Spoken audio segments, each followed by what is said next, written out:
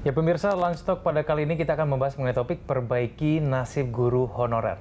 Ya, bersama kami di studio telah hadir narasumber dari juru bicara Kementerian Pendayagunaan Aparatur Negara dan Reformasi Birokrasi, Bapak Herman Suryatman, dan juga ada Ketua Umum PBPGRI, Bapak Sulistyo.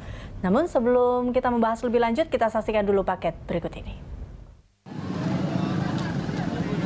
Perjuangan ribuan guru honorer dalam unjuk rasa di gedung DPR menuntut perbaikan nasib mulai menemukan titik terang setelah Parlemen dan DPR menyepakati pengangkatan status guru honor kategori 2 menjadi PNS secara bertahap.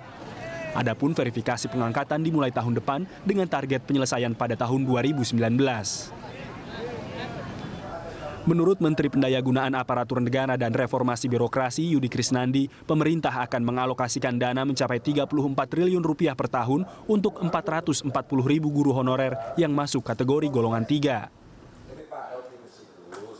Masalah-masalah yang terkait dengan honorer K2 akan diselesaikan selambat-lambatnya, ya, beres tahun 2019 atau bahkan mungkin lebih cepat, yang proses implementasi kebijakan atau pengangkatannya dimulai di 2016 dan proses verifikasi, ya, akan kita lakukan secepat-cepatnya dan mudah-mudahan bisa selesai akhir tahun ini sehingga tahun 2016 sudah masuk dalam anggaran pengangkatan pegawai negeri sipil. Dalam aksi sebelumnya, ribuan guru menuntut agar status mereka ditingkatkan menjadi pegawai negeri sipil. Sedikitnya ada 10 tuntutan para guru terhadap pemerintah. Di antaranya upah layak bagi honorer sebesar UMP, menerbitkan regulasi tentang penuntasan honorer K2 menjadi ASN, serta meningkatkan kesejahteraan tenaga honorer dalam APBD di daerah provinsi, kabupaten, dan kota.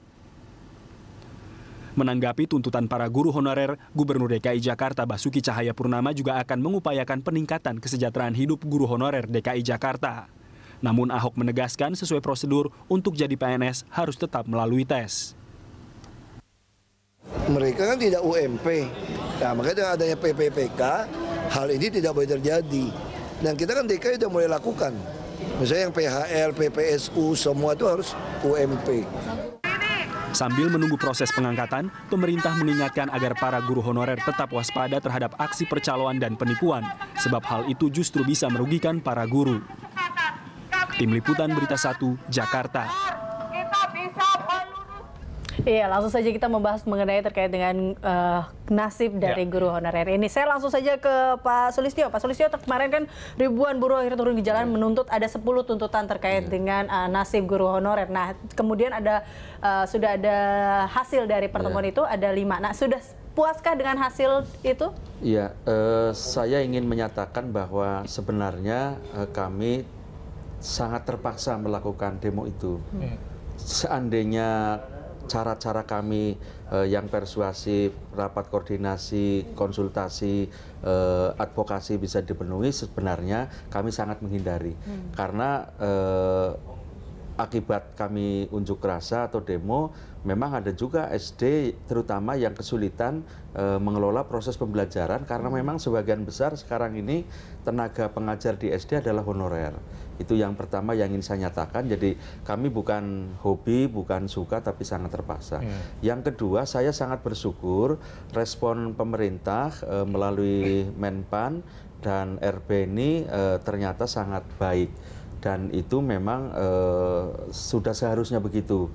Jadi saya memberikan apresiasi pada Menpan, termasuk dengan DPR yang juga pada saat raker pembahasannya relatif lancar dan baik. Hasilnya kami sangat puas karena 10 tuntutan, 10 harapan yang kami sampaikan itu semuanya direspon baik. Semuanya.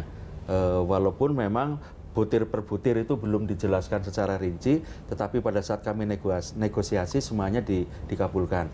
Nah, sekarang kami sedang mengawal agar jangan sampai itu kempes di tengah jalan, sudah ada kesepakatan raker antara Komisi 2 dengan Menpan, tetapi pelaksanaannya misalnya belum seperti harapan. Ini yang sedang kami kawal.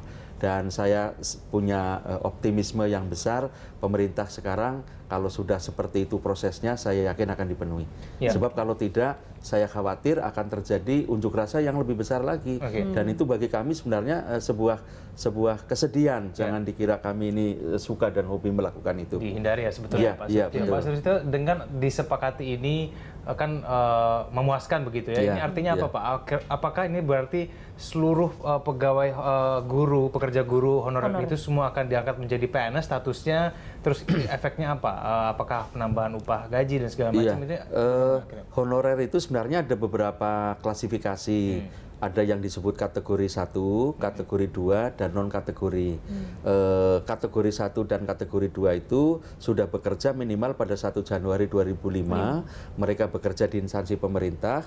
Kalau kategori 1 karena dibayar oleh APBN, dan kategori 2 itu dibayar non-APBN. Ini berdasarkan surat edaran dari Menpan nomor 5 tahun 2010 waktu itu. Tetapi di luar itu sebenarnya ada juga yang non-kategori. Nah, saya jujur saja agak menyesalkan Kementerian Pendidikan dan Kebudayaan yang tidak memanage ini dengan baik. Mungkin karena data gurunya belum bagus, jadi tidak melihat kondisi real di lapangan bahwa mereka melaksanakan tugas sama dengan PNS, sama dengan guru tetap, dan dia menurut PP 74 tahun 2008 sebenarnya juga sudah diatur sebagai guru tetap di pasal 1 ayat 8, tapi tidak diperlakukan sebagai guru tetap. Statusnya itu sama sekali tidak ada. Kapan saja bisa dipecat. Honornya saya ingin beritahukan, sebenarnya ini saya prihatin dan saya tidak suka memberi kabar itu. Banyak yang dibayar Rp100.000 per bulan untuk guru TK. Rp200.000 per bulan. Itu dari tahun berapa Pak? Sekarang ini. Sampai kalau sekarang dulu, masih banyak? Iya, sekarang masih banyak yang dapat honor Rp200.000 satu bulan. Sehingga mereka harus sore hari harus ada yang ngojek, harus ada yang menggali pasir. Harus mencari kayu bakar untuk menyambung kehidupannya. Ini serius, itu pendidik anak bangsa. Kalau pagi memang rapi, berangkat kerja pakai sepatu, pakai baju yang rapi untuk memberi contoh pada peserta didik. Entah dari mana dia pakai itu. Tapi berupaya melakukan itu dengan baik. Dan saya sampai hari ini yang namanya upah minimal itu tidak diatur oleh pemerintah. Padahal di undang-undang sudah disebut sejak tahun 2005. Di sana disebut di pasal 14 ayat 1 huruf A, guru berhak memperoleh penghasilan di atas kebutuhan hidup minimum dan jaminan kesejahteraan sosial. Tapi sampai hari ini diatur saja tidak, apalagi dipenuhi. Dan tahun 2006 saya lihat di anggaran juga tidak dimasukkan. Sehingga kami memang prihatin lah terus terang. Kita ke Pak Herman, ini tanggapannya terkait dengan ini seperti apa Pak Herman? Saya kira pertemuan Pak Menteri Pan-RB beserta jajaran dengan Komisi 2 DPR RI hari kemarin menegaskan komitmen Pak Menteri, Pak Yudi Krisnandi terhadap penanganan tenaga honorer ex-K2 ya. Dan alhamdulillah semua pihak bersepakat untuk memberikan perhatian yang serius terhadap penanganan tenaga honorer ex-K2. Dan tentu dengan berbagai catatan ya, ini pun perlu kami informasikan agar dilakukan langkah-langkah yang nyata dari semua pihak, karena tidak hanya Kementerian Pan-RB, tentu dalam pelaksanaannya harus ada backup juga, dukungan dari pemerintah daerah, khususnya para pejabat pembina kepegawaian atau PPK. Paling tidak ada 4 catatan yang disampaikan oleh Pak Menteri. Yang pertama bahwa pengangkatan tenaga honorer ex-K2 menjadi PNS dilakukan secara bertahap sesuai kapasitas fiskal negara. Ya, mudah-mudahan bisa dimulai tahun 2016 dan paling lambat tahun 2019. Kalaupun di perjalanan nanti fiskal negara memungkinkan, bisa saja 2017 atau mungkin 2018 tuntas. Ya, itu disesuaikan dengan kondisi objektif keuangan negara. Kemudian yang kedua, harus dilakukan verifikasi, validasi, cek and recheck.